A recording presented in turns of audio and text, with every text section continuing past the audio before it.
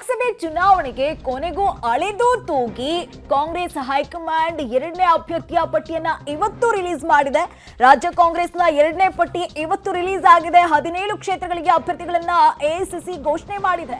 ಇನ್ನು 5 ಶಾಸಕರ ಮಕ್ಕಳಿಗೆ ಟಿಕೆಟ್ ಅನ್ನ ಕೂಡ ಕೊಡಲಾಗಿದೆ.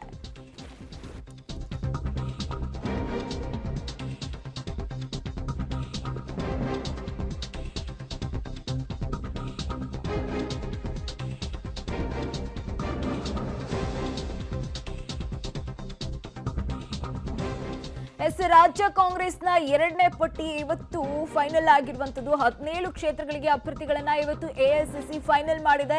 5 ಸಚಿವರ ಮಕ್ಕಳಿಗೆ ಟಿಕೆಟ್ ಅನ್ನ ಘೋಷಣೆ ಮಾಡಿದೆ. ಇನ್ನು ಒಬ್ಬರು ಸಚಿವರ ಪತ್ನಿಗೂ ಕೂಡ ಟಿಕೆಟ್ ಅನ್ನ ಘೋಷಣೆ ಮಾಡಿರುವಂತದ್ದು.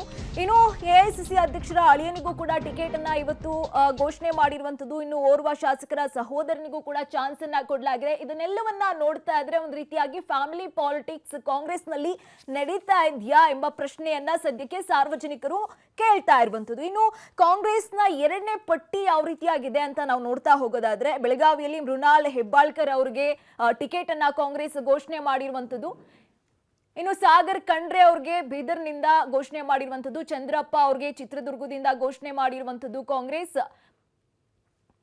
ಇನ್ನು ಪ್ರಭಾ ಮಲ್ಲಿಕಾರ್ಜುನ್ ಅವ್ರಿಗೂ ಕೂಡ ದಾವಣಗೆರೆಯಿಂದ ಟಿಕೆಟ್ ಅನ್ನ ಘೋಷಣೆ ಮಾಡಲಾಗಿದೆ. ಒಂದ್ ರೀತಿಯಾಗಿ ಫ್ಯಾಮಿಲಿ ಪಾಲಿಟಿಕ್ಸ್ ಅಂತ ಸಾರ್ವಜನಿಕರು ಪ್ರಶ್ನೆ ಮಾಡ್ತಾ ಇರುವಂತದ್ದು. ಮೋದಿ ಅವರನ್ನ ಎದುರಿಸೋದಕ್ಕೆ ಮಕ್ಕಳಿಗೆ ಮಣೆ ಹಾಕಿದ್ದಾರಾ ಎಂಬ ಪ್ರಶ್ನೆಯನ್ನ ಕೂಡ ಮಾಡ್ತಾ ಇರುವಂತದ್ದು. ಇನ್ನು ರಾಜಶೇಖರ್ ಹೆಟ್ನಾಳ್ ಅವ್ರಿಗೆ ಕೊಪ್ಪಳದಿಂದ ಮಣೆ ಹಾಕಿರುವಂತದ್ದು ಕಾಂಗ್ರೆಸ್ ಹೈಕಮಾಂಡ್ ಇವತ್ತು.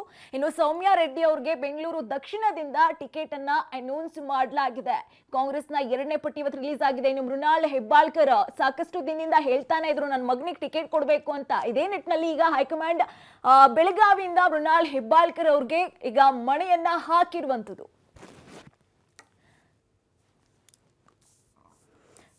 ಹಳೆದು ತೂಗಿ ಅಭ್ಯರ್ಥಿಗಳ ಪಟ್ಟಿಯನ್ನ ಇವತ್ತು ರಿಲೀಸ್ ಮಾಡಿರುವಂತದ್ದು.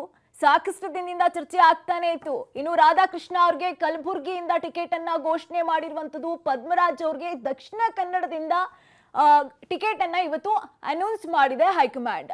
ಇನ್ನು ಮನ್ಸೂರ್ ಖಾನ್ಗೂ ಕೂಡ ಬೆಂಗಳೂರು ಸೆಂಟ್ರಲ್ ನಿಂದ ಟಿಕೆಟ್ ಅನ್ನ ಹೈಕಮಾಂಡ್ ಘೋಷಣೆ ಮಾಡಿದೆ. ಇನ್ನು ಲಕ್ಷ್ಮಣ್ ಅವ್ರಿಗೆ ಮೈಸೂರಿನಿಂದ ಟಿಕೆಟ್ ಅನ್ನ ಕೊಟ್ಟಿರುವಂತದ್ದು. ಎರಡನೇ ಪಟ್ಟಿ ಸಾಕಷ್ಟು ಕುತೂಹಲ ಮೂಡಿಸ್ತಾ ಇತ್ತು.